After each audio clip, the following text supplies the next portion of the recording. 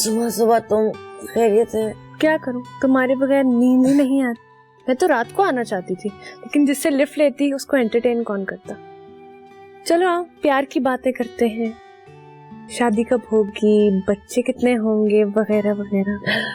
तुम एक काम करो, जल्दी से कोई नया उल्लू का पट्टा देख लो। कोई नया स्टूपिड नहीं ढूंढोगी तो पागल हो जाओगी। अब कोई उल्लू का पट्टा नहीं है, सिर्फ तुम हो। Shut up! क्या बकवास कर रही हो? बकवास कर रही हो? तुम्हारे लिए अपने फोन से 233 लड़कों के नंबर डिलीट कर दिए, सिर्फ तुम्हारा नंबर। बेहुदा बातें नहीं करो, तुम्हें पता है मुझे इस तरह की बकवास बिल्कुल नहीं पसंद। तो मुझे कैसा लगा होगा जब मुझे पता चला कि तुम अपनी विनी फूफो के पास रहने जा रही हो?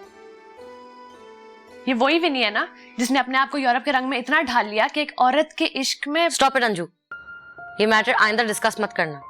वो उनकी एक भूल थी, एक ऐसी भूल जिसको वो अब तक भुगत रही हैं। उनका घर बार, शौहर, बच्चे, माँ बाप सब कुछ छूट गया और तुम उस औरत के पास रहने जा रही हो, उस पागल औरत के पास। पागल तो तुम भी हो अंजू। तुम कौन सी नॉर्मल लड़कियों की तरह बिहेव करती हो? दुनिया की नजर में तुम्हारी चाल ढाल भी तो ठीक नहीं है। फिर तुम्हारा कौन सा रंग चढ़ा मुझ पर? कितने बॉयफ्रेंड्स बना लिए मैंने।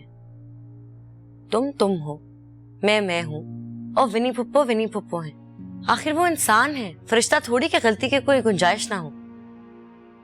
तुम्हें मैं कैसी लड़की लगती? बोलो बोलो ना अंजू। तुम दुनिया की सबसे अच्छी लड़की हो।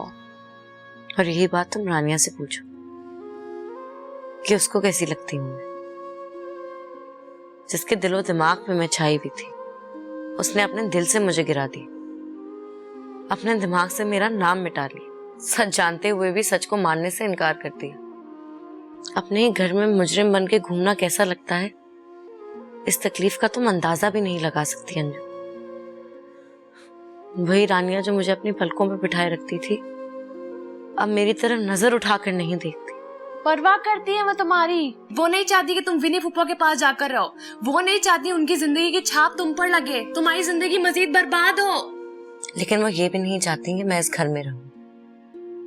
हमारी आपस की टूट फूट से रानिया का घर टूट रहा है।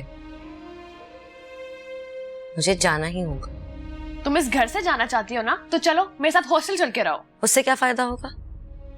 लोगों को उंगलियां उठाने के लिए 1000 बातें और मिल जाएंगी। अभी तो ढके छुपे सवाल करते हैं, फिर सीधा सीधा पूछेंगे।